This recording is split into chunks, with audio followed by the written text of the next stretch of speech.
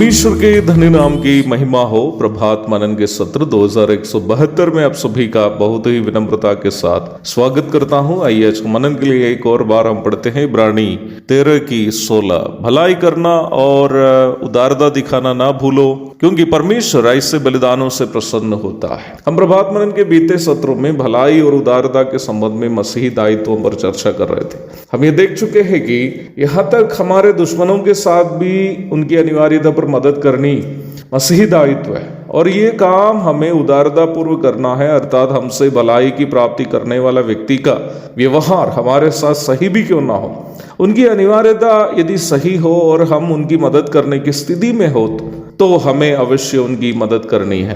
निम्न विषय पर मुझे यीशु मसीह से उत्तम दृष्टांत कोई और का दिखाई नहीं दे रहा है।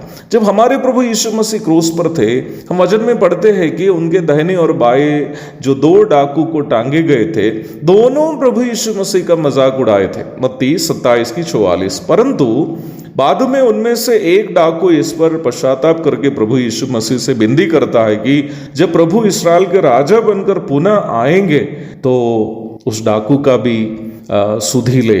प्रभु बिल्कुल उनसे नाराज ना होते हुए उनकी प्रार्थना को स्वीकार करता है। लूका 23 की 39 से 43 तक। इसी प्रकार प्रभु अपने भाइयों को, जो प्रभु के पुनरुत्थान तक उनका अंगीकार नहीं करते थे, पुनरुत्थान के पश्चात उन्हें दर्शन देकर उन्हें भी उद्धार के अनुभव की ओर अगुवाई करते हुए हम वचन में देखते हैं। इसलिए प्यारो, अवश्य ध्यान दें कि मसीही परिप्रेक्ष्य में किसी की मदद करनी यह देखकर नहीं कि उसका व्यवहार हमारे साथ कैसा है, बल्कि ये देखकर होना चाहिए कि उसकी आवश्यकता सही है या नहीं।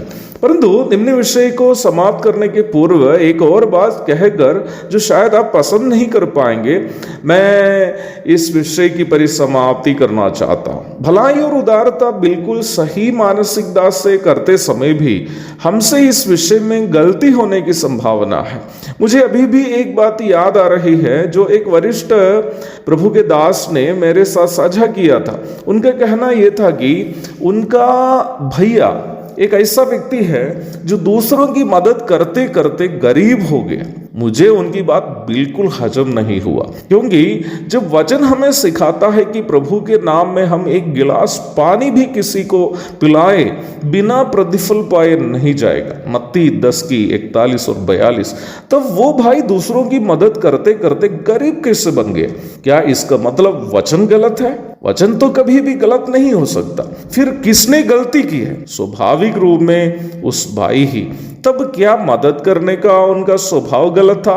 कभी नहीं। मदद करना एक मसीही दायित्व के साथ साथ एक आत्मिक वरदान भी है। रोमी 12 की 8। फिर गलती कहाँ हुई है? वही तो मैं बताने जा रहा हूं। जब हम दूसरों की मदद करते हैं, विशेषकर मसीही लोग, हमारी भावुकता अथवा इमोशंस का इस पर काफी प्रभाव होने की संभावना है, और हम अपने भावुकता में आकर के किसी की मदद करने की संभावना है। यदि कोई हमारे पास आकर बहुत ही दुखित होकर अपनी आवश्यकता हमारे साथ साझा करे, तो ज्यादातर विश्वासी भावुक होकर बिना कुछ सोचे समझे या प्रभु से प्रार्थना किए बिना उसकी मदद कर लेते हैं। मैं बहुत ही स्पष्टता के साथ आपसे ये कहना चाहता हूं कि मसीहत में बहुत ज्यादा रकम इस प्रकार गलत हाथों में चले जाते हैं जो वास्तव में जरूरतमंद नहीं थे।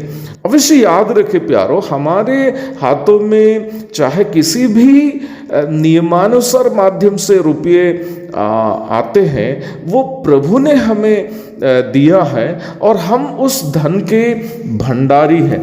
हमारे हाथ के उस धन प्रभु का है, अर्थात उस धन का स्वामी प्रभु है। हम केवल प्रभु के धन की देखरेख करने वाले मात्र हैं।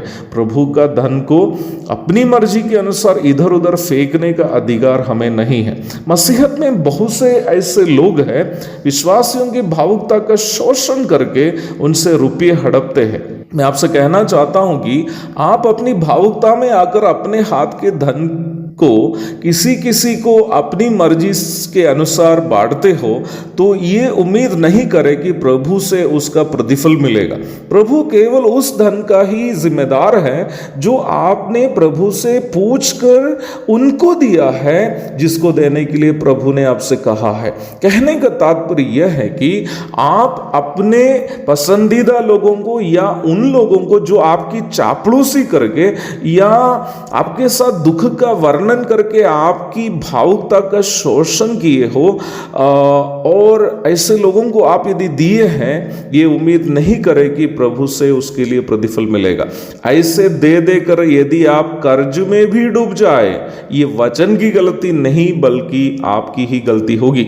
जब भी किसी के साथ भलाई या उदारता दिखाने पर दो बातों को अवश्य आप ध्यान में रखिएगा। पहली बात, आवश्यकता के सत्यता को अवश्य जानने की कोशिश करें। Try to know the genuineness of the need. दूसरी बात, अवश्य यह भी जाने कि निम्न व्यक्ति की मदद करनी प्रभु की इच्छा है या नहीं। Try to know whether it is God's will to help him और नॉट। यदि इन बातों पर आप ध्यान दिए बिना मदद करता हो तो ये उम्मीद नहीं करें कि आपकी भलाई का प्रतिफल प्रभु से आपको मिलेगा।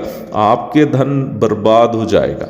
एक और शुभ दिन की धन्य कामनाओं के साथ आज का मनन मैं यहाँ समाप्त करता हूँ। प्रभु आप सबकी मदद करे कि जब आपकी भलाई और उदारता आप किसी के साथ दिखाएंगे, अवश्य आवश्यकता की सत्यता और प्रभु की इच्छा को जानकर आप करेंगे, ताकि आपसे गलती ना हो। आमीन।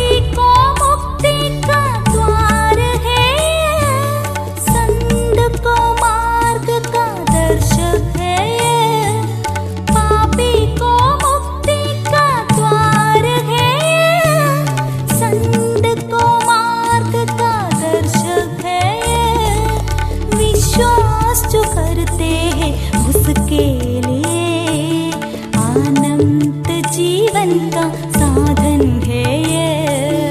विश्वास जो करते हैं उसके लिए अनंत